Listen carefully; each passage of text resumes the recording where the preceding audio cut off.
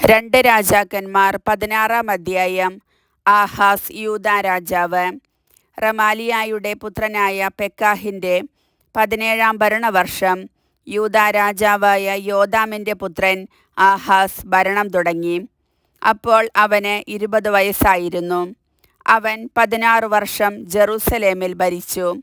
പിതാവായ ദാവീദിനെ പോലെയല്ല അവൻ ജീവിച്ചത്. അവൻ തൻ്റെ ദൈവമായ കർത്താവിൻ്റെ മുൻപിൽ നീതി പ്രവർത്തിച്ചില്ല. ഇസ്രായേൽ രാജാക്കന്മാരുടെ പാതയിൽ അവൻ ചരിച്ചു. കർത്താവ് ഇസ്രായേൽ ജനത്തിൻ്റെ മുൻപിൽ നിന്ന് ഉച്ചാടനം ചെയ്ത ജനതകളുടെ മ്ലേച്ഛമായ ആചാരമനുസരിച്ച് അവൻ സ്വന്തം പുത്രനെ ബലിയർപ്പിക്കുക പോലും ചെയ്തു. അവൻ പൂജാഗിരികളിലും കുന്നുകളിലും മരച്ചുവട്ടിലും ബലികളും ധൂപവും അർപ്പിച്ചു.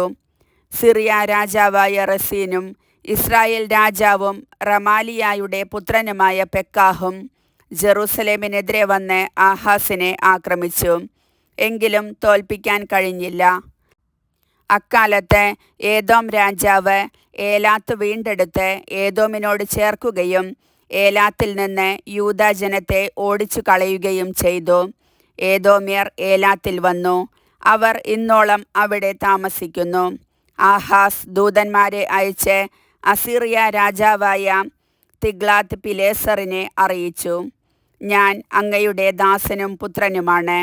എന്നെ ആക്രമിക്കുന്ന സിറിയ രാജാവിൻ്റെയും ഇസ്രായേൽ രാജാവിൻ്റെയും കൈകളിൽ നിന്ന് അങ്ങ് എന്നെ രക്ഷിക്കണം.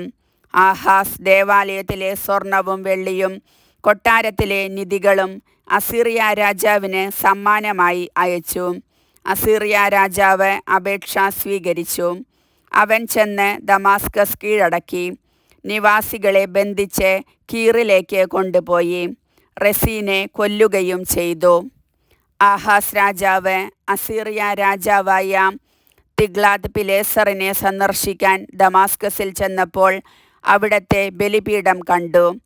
ആഹാസ് രാജാവ് പുരോഹിതൻ ഊറിയായ്ക്ക് ബലിപീഠത്തിൻ്റെ വിശദാംശങ്ങൾ ഉൾക്കൊള്ളുന്ന മാതൃകയും അളവുകളും കൊടുത്തയച്ചു.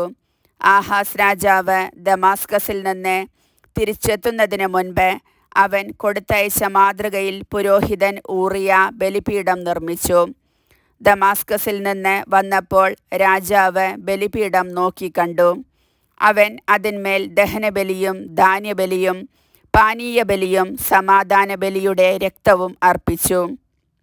അവൻ കർത്താവിൻ്റെ മുൻപിലുണ്ടായിരുന്ന ഓടുകൊണ്ടുള്ള ബലിപീഠം ദേവാലയത്തിൻ്റെയും ബലിപീഠത്തിൻ്റെയും മധ്യേ നിന്നു മാറ്റി ബലിപീഠത്തിന് വടക്കുവശത്ത് സ്ഥാപിച്ചു.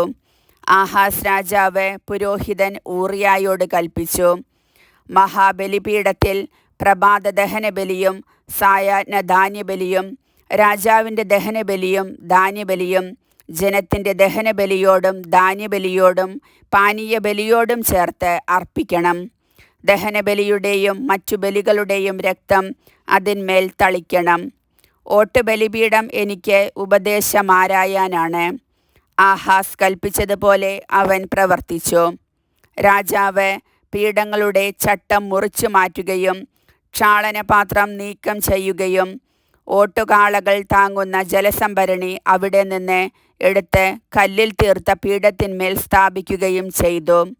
സാപത്തിൽ ഉപയോഗിക്കാൻ കൊട്ടാരത്തിൽ നിർമ്മിച്ചിരുന്ന മേൽപ്പുരയുള്ള വഴിയും രാജാവിന് ദേവാലയത്തിലേക്ക് വരാനുള്ള ബാഹ്യ കവാടവും അസീറിയ രാജാവിനെ പ്രീതിപ്പെടുത്താൻ വേണ്ടി അവൻ നീക്കം ചെയ്തു. ആഹാസിൻ്റെ മറ്റു പ്രവർത്തനങ്ങൾ യൂദാ രാജാക്കന്മാരുടെ ദിനവൃത്താന്തത്തിൽ രേഖപ്പെടുത്തിയിട്ടുണ്ടല്ലോ. ആഹാസ് പിതാക്കന്മാരോട് ചേർന്നു ദാവീദിൻ്റെ നഗരത്തിൽ അവരോടൊപ്പം സംസ്കരിക്കപ്പെട്ടു. പുത്രൻ ഹെസക്കിയ രാജാവായി. കർത്താവിൻ്റെ വചനം.